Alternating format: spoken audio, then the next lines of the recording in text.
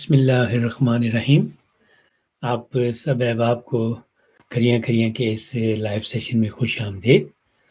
اور بات آج بھی وہ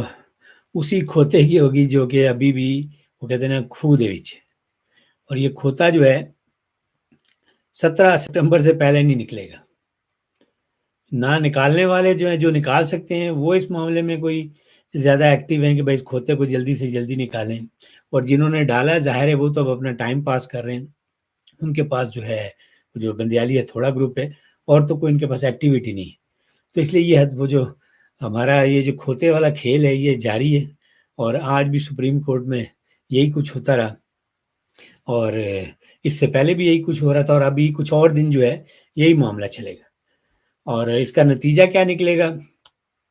وہ میں نے آپ کو پہلے بھی بتایا کہ نتیجہ تو اسی وقت نکلتا ہے جب ہمارے جو اصلی مالکان ہیں، ہمارے جو اصلی حکمران ہیں،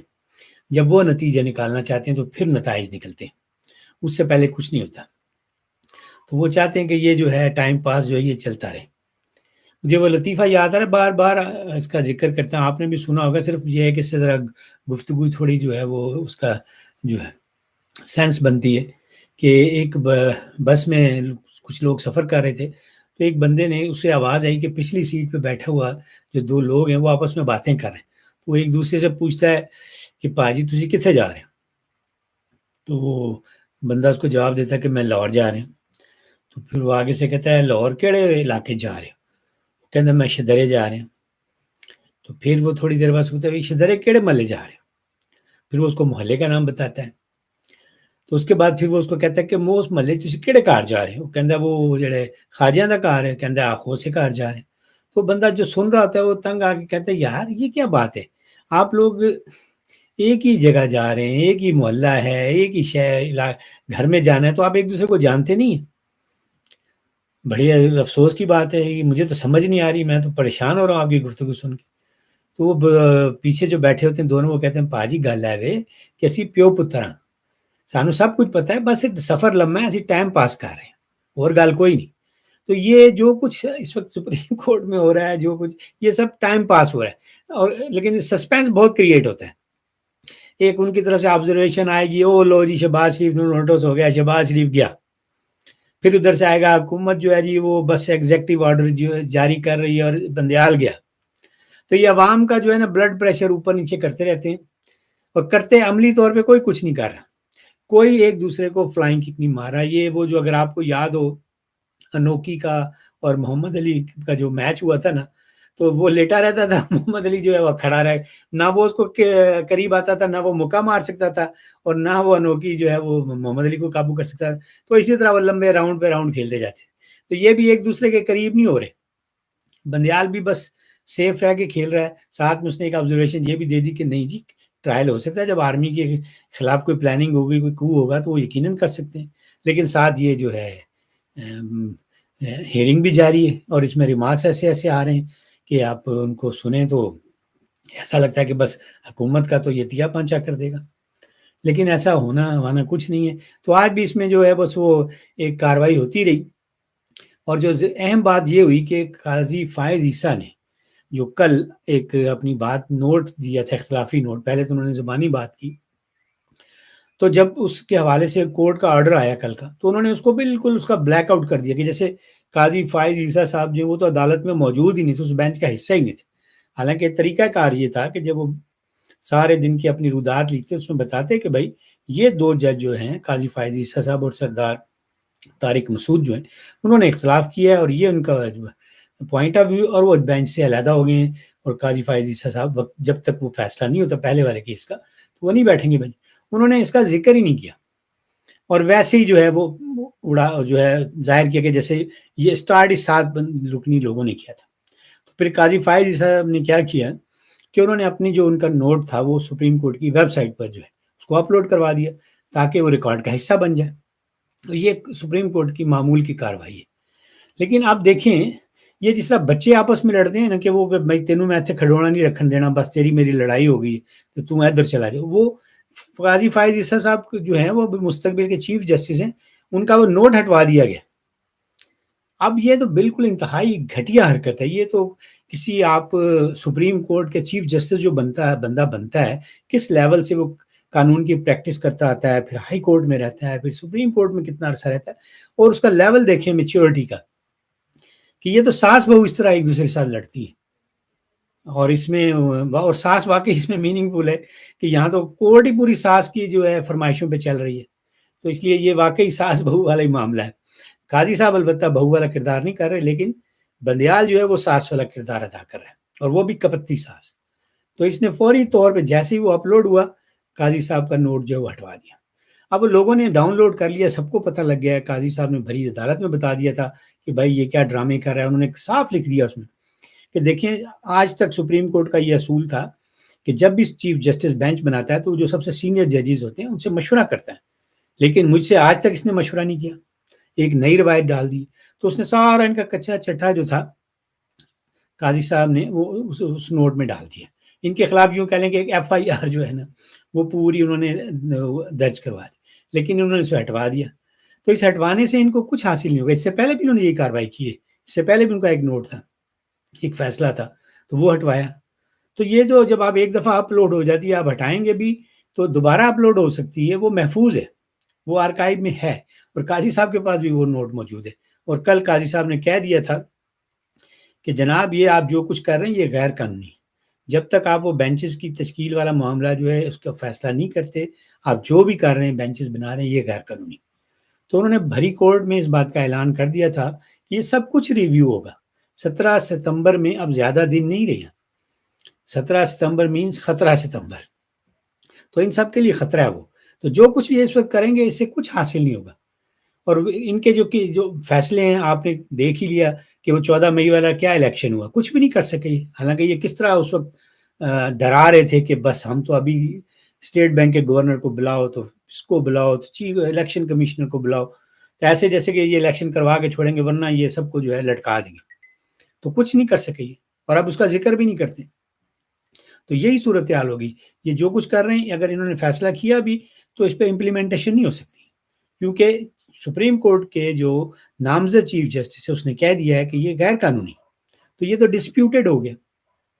اور پھر جو اب ہمارے وزیر قانون اور وزیر داخلہ دونوں جو ہیں انہوں نے باری باری جو ہے اس بات کا اندیا دے دیا ہے، ہاں، اور ٹی وی پر آ کر کہا، ایک نے اسمبلی میں کہا، ایک نے ٹی وی پہ کہہ دیا۔ اب یہ لوگ بھی نہیں ڈرتے، انہوں نے کہا بھائی جب قاضی صاحب نے یہ کہہ دیا تو ایسے فیصلے کی کوئی اہمیت نہیں،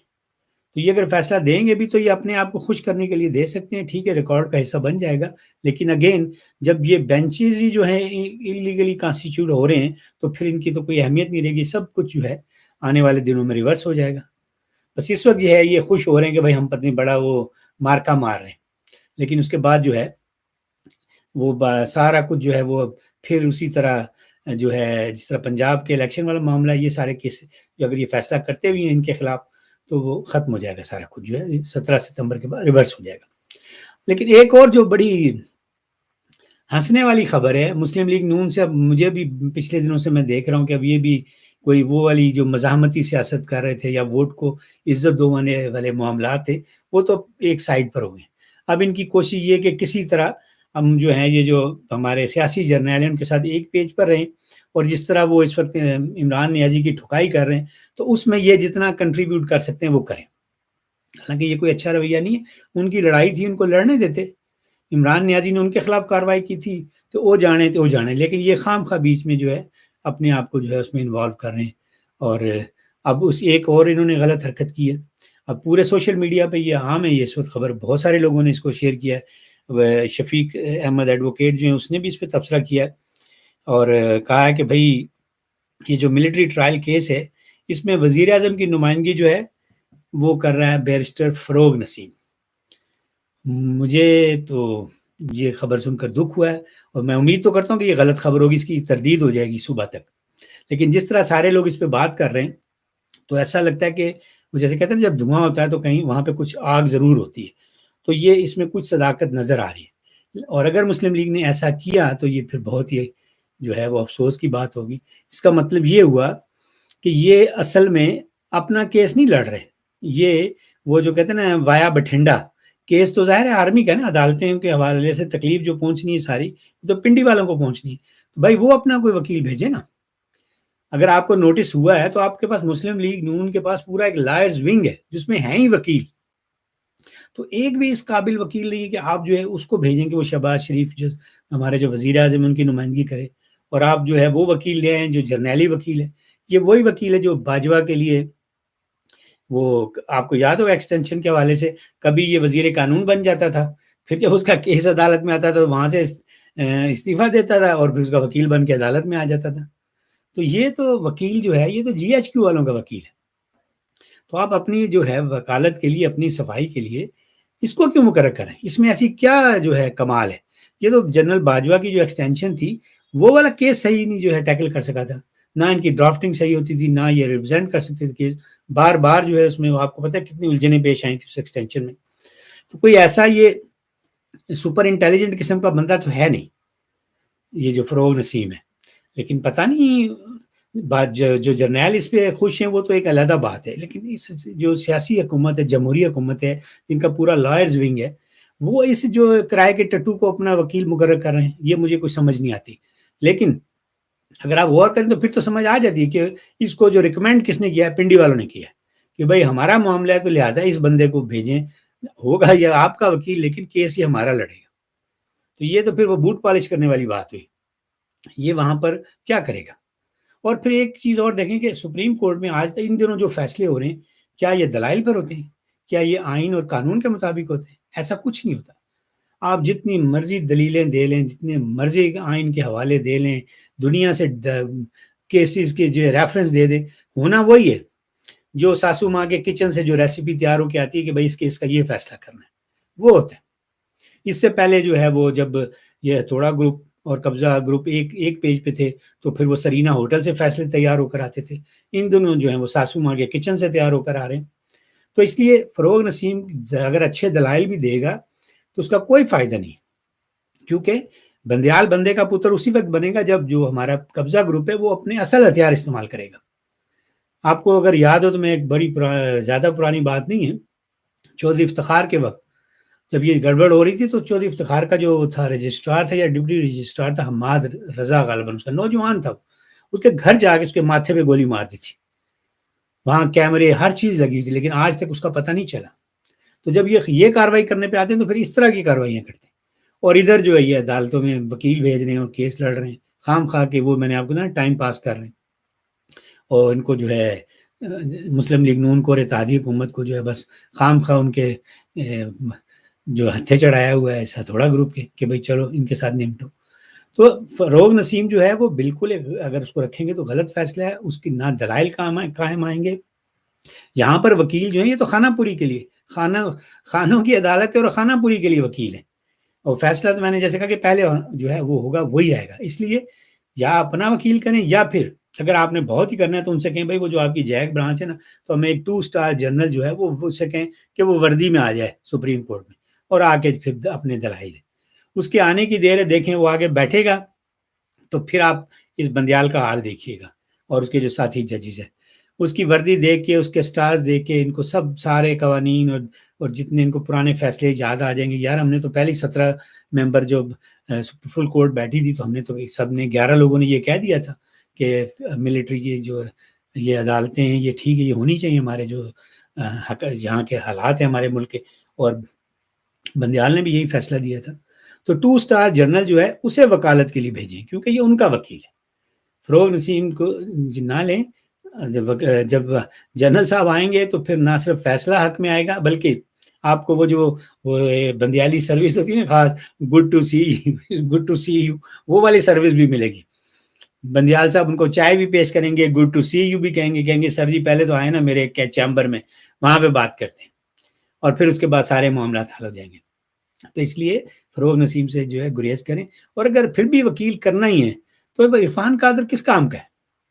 لیکن جس طرح وہ بندہ ان کی ایسی تیسی پھیرتا ہے، جس طرح یہ اس سے گھبراتے ہیں، تو پھر ایسا وکیل کریں نا جو آگے ان کو تھوڑا سا ٹف ٹائم بھی تو دے. اس طرح کے جو پھر فارغ نسیم ہے وہ تو بات بھی نہیں کر سکتا صحیح طریقے سے، وہ تو پولائٹ صاحب، میں اس کو کیا کہوں، اس کا جو بات کرنے کا انداز ہے وہ ان کو سہولت کاری تو ان کی کر سکتا ہے، تھوڑی بہت باتیں کرے گا، لیکن اصل جو معاملہ ہے وہ بندیال اور اس کے جو ساتھی ججز ہیں ان کے اوپر دباؤ بڑھانا ہے۔